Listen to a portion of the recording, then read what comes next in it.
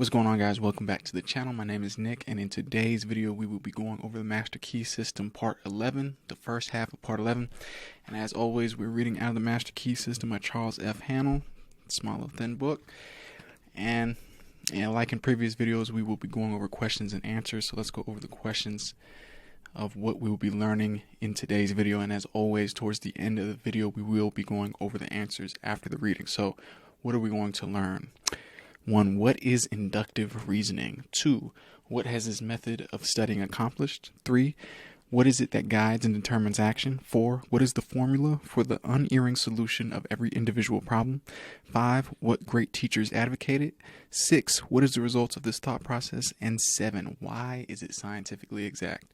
Alright guys, so we can go ahead and get started. Part 11, the first half of Part 11 in the Master Key System by Charles F. Hannell. Alright, without further ado, let's go ahead.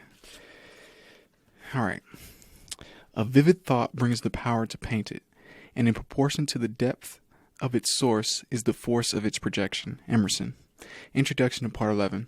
Your life is governed by law, by actual, immutable principles that never vary. Law is in operation at all times, in all places. Fixed laws underlie all human actions. For this reason, men who control giant industries are unable to determine with absolute precision just what percentage of every 100,000 people will respond to any given set of conditions. It is well, however, to remember that while every effect is the result of a cause, the effect in turn becomes a cause, which creates other effects, which in turn create still other causes. So that when you put the law of attraction into operation, you must remember that you are starting a train of causation for good or otherwise, which may have endless possibilities. We frequently hear it said, "A very distressing situation came into my life, which could not have been the result of my thought, as I certainly never entertained any thought which could have such a result."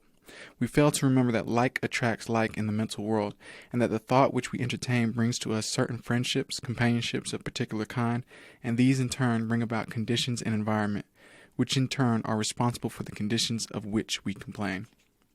Alright, Part 11. Inductive reasoning is the process of the objective mind by which we compare a number of separate instances with one another until we see the common factor that gives rise to them all. Induction proceeds by comparison of facts.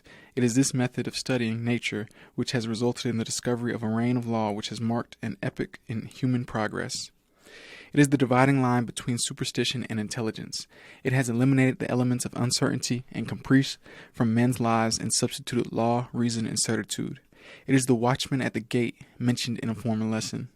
When, by virtue of this principle, the world to which the senses were accustomed had been revolutionized, when the sun had been arrested in his course, the apparently flat earth had been shaped into a ball and set whirling around him, when the inert matter had been resolved into active elements, and the universe presented itself wherever we directed the telescope and microscope full of force, motion, and life, we are constrained to ask by what possible means the delicate forms of organization in the midst of it are kept in order and repair. Like poles and like forces repel themselves or remain impenetrable to each other, and this cause seems in general sufficient to assign a proper place and distance to stars, men, and forces. As men of different virtues entertain a partnership, so do opposite poles attract each other. Elements that have no property in common, like acids and gases, cling to each other in preference, and a general exchange is kept up between the surplus and the demand. As the eye seeks and receives satisfaction from colors complementary to those which are given, so does need, want, and desire, in the largest sense, induce, guide, and determine action. It is our privilege to become conscious of the principle and act in accordance with it. Cuvier sees a tooth belonging to an extinct race of animals. This tooth wants a body for the performance of its function, and it defines the peculiar body it stands in need of with such precision that Cuvier is able to reconstruct the frame of this animal. Perturbations are observed in the motion of Uranus. Leverrier needs another star at a certain place to keep the solar system in order, and Neptune appears in the place and hour appointed. The instinctive wants of the animal and the intellectual wants of Cuvier, the wants of nature and of the mind of Leverrier, were alike, and thus the results here the thoughts of an existence, there an existence. A well-defined lawful want, therefore, furnishes the reason for the more complex operations of nature. Having recorded correctly the answers furnished by nature and stretched our senses with the growing science over her surface, having joined hands with the levers that move the earth. We become conscious of such a close, varied, and deep contact with the world without, that our wants and purposes become no less identified with the harmonious operations of this vast organization than the life, liberty, and happiness of the citizen is identified with the existence of his government. As the interests of the individual are protected by the arms of the country added to his own, and his needs may depend upon certain supply in the degree that they are felt more universally and steadily. In the same manner does conscious citizenship in the Republic of Nature secure us from the annoyances of subordinate agents by alliance with superior powers, and by appeal to the fundamental law of resistance or inducement offered to mechanical or chemical agents, distribute the labor to be performed between them and man to the best advantage of the inventor. If Plato could have witnessed the pictures executed by the sun with the assistance of the photographer, or 100 similar illustrations of what man does by induction, he would perhaps have been reminded of the intellectual midwifery of his master, and in his own mind might have arisen the vision of a land where all manual, mechanical labor and repetition is assigned to the power of nature, where our wants are satisfied by purely mental operations set in motion by the will, and where the supply is created by the demand.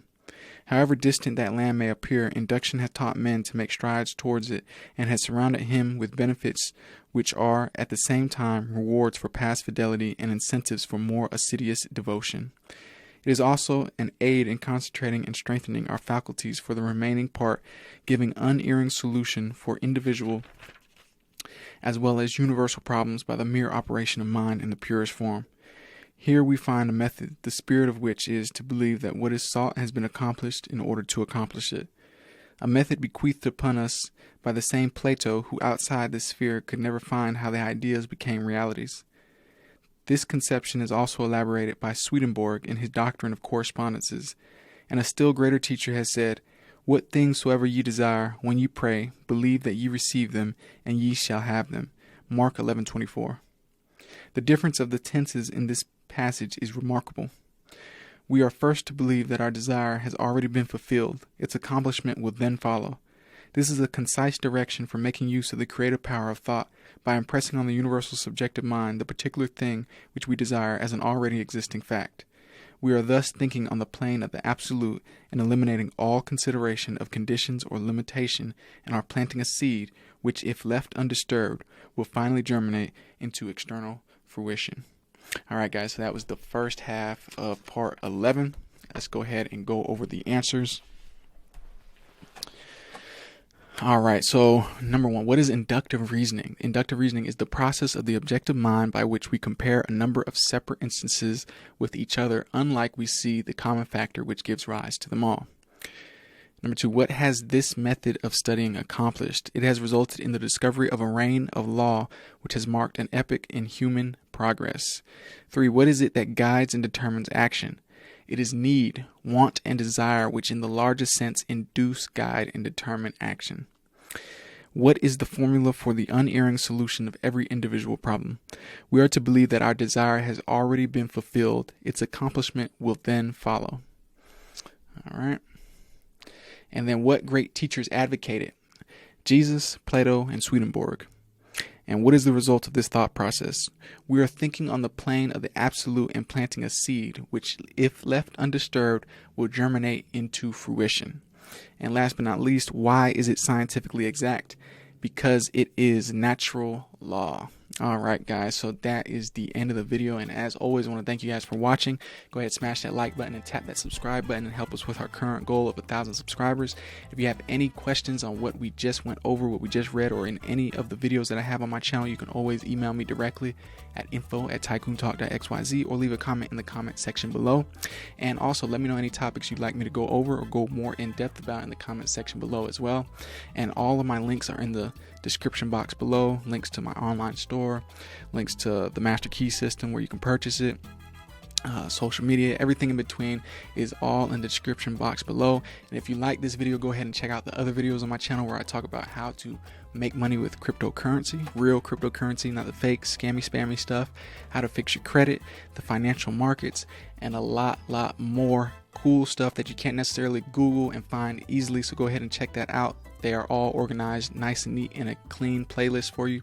So go ahead and check that out. And as always, my friends, I want to thank you once again, and may infinite abundance flow to you now and forever. I will see you again tomorrow. Peace.